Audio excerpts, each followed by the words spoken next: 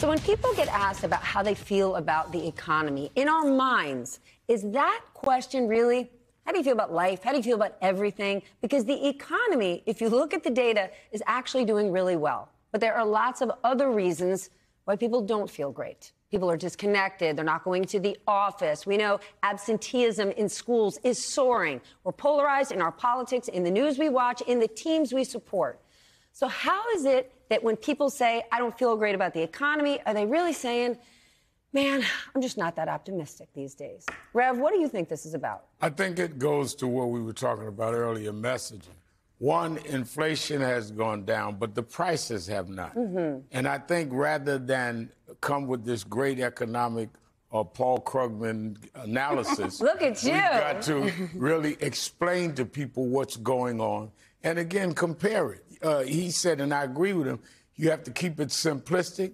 Well, the reason Donald Trump is good at being simplistic is he is simplistic. I mean, that's not a strategy. That's him. Yep. If you asked him about no other choice. This is a guy that when he sat in a forum and they asked him his favorite Bible verse, he said all of them because he doesn't know one.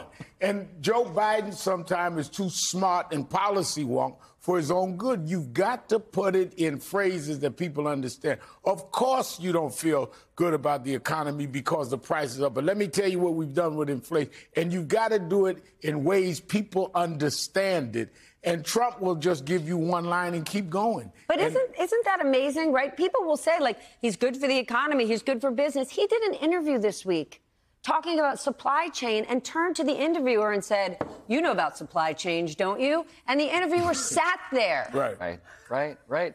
There is change. I mean, are you kidding me? But right, he's good for the economy. When it comes to the mood, though, there is also something when we talk about messaging with just like acknowledging and not trying to convince people that they don't feel the way they feel. Right? So, like, take it for granted on some level, right? The hardest thing to do, I think, is emotionally rewire someone. But I'm actually curious, Jennifer, what do you do, right? You have a set of facts that indicate you should not feel this way. You have a set of feelings that are clearly the way you feel. I feel like you need to meet people where they are, but how do you possibly do Those both? are also valid feelings. If you go to a concert, if you go to a sporting event, if you go out to dinner, all those things are very expensive. And those are things that should give us joy. They are, yeah. And so I think part of the problem is that because prices have not come down. And they're not going to come down. My understanding from Paul Krugman, no, actually it was Steve Wagner, that it takes 2 years for people sort of bake in their expectations about prices. And 2 years is going to be the fall. So hopefully by the fall, people will be used to prices being where they are. Because interest rates they're not going to. The key here is interest rates. Inflation, as the Rev is saying, is going down. Prices aren't going down. Interest rates are extremely high. They shot up in just 1 year. Can I just... And when people talk about the economic policy of Biden, they think he controls interest rates. Yeah. I will tell you that, in my life, in my experience, one of my dearest friends, Luis, who works in a shipbuilding in South Florida, he told me just about 4 months ago, it's something that kept me up at night seeing how we could help. He said, my efficiency, my apartment, I've been paying $900 a month at. It's a very small one room. Yes. And the landlord came and told me, this month, it's going to be $1,800 next month. Take it or leave. This is a place where it got termites. All his furniture got eaten. He had to buy furniture again. That guy is looking at an uncertain future, and that guy cares, and that guy works, and that guy has an American dream. And when he doesn't know the facts and the statistics, and Rev, I know you know so many people like that just feel in their bones that their future and the passion and the commitment for the American dream is getting more and more difficult. That you can't put numbers on. That you can't define in GDP. The economic news every week seems to be getting better in the United States. But it doesn't feel good for those people. But Luis hurts. And that is why I think what the president could do about it is he could be more optimistic on behalf of the American people and tell them, reassure them, you got your family through COVID. Only in America could we come out as the strongest economy in the world because of what you did and how hard you worked. And put it so, because I think people are also just freaked out and very uncertain. 100%. And and I think if you're like, oh, right, yeah, we did do this. We did come out and put it in the terms of, reflect good things about their life.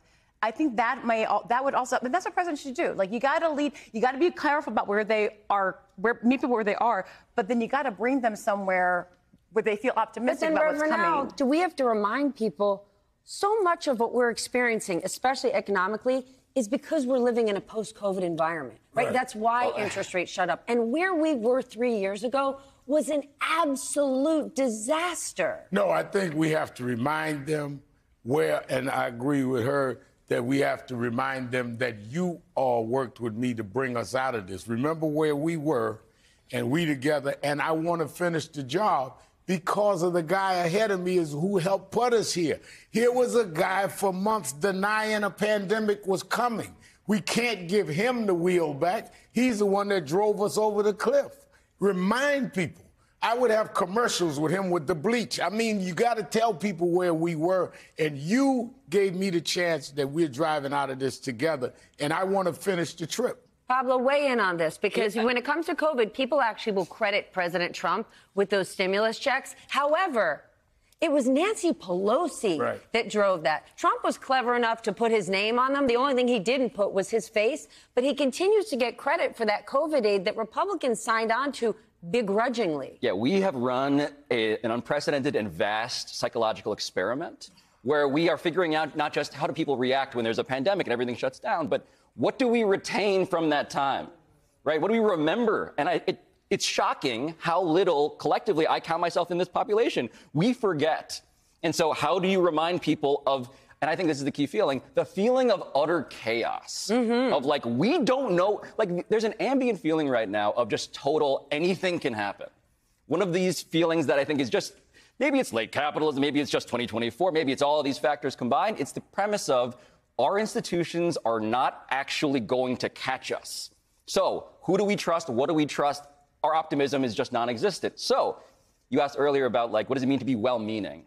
I think there's some untapped potential in being well-meaning, which Joe Biden, I think, palpably is. Maybe persuasively he could do better at it, but also strong.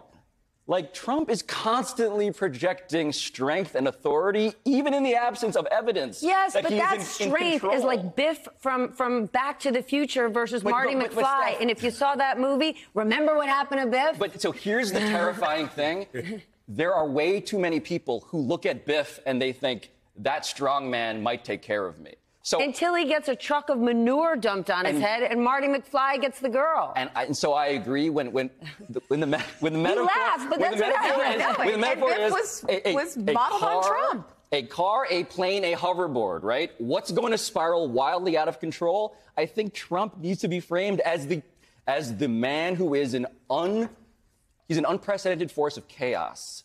And if you want anything resembling something like sanity and predictability, you kind of want the well-meaning grandpa who might actually take the wheel back and know what to do with it. And redefine what is strength. Grandpa was strong. Rebranded, yes. And this guy, you're talking about the strong guy with 91 felony charges? You're talking about the strong guy that's going from one court to the next?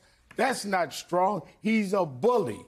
And all of us have known bullies in our lives. And what are we saying to our kids? Another ad I would do is, what are we saying to our kids? I have one grandchild. Do I want him to grow up and think that the measure of power and success is to catch 4 cases and to be going from court to court? I mean, what are we saying to America that American excellence means now?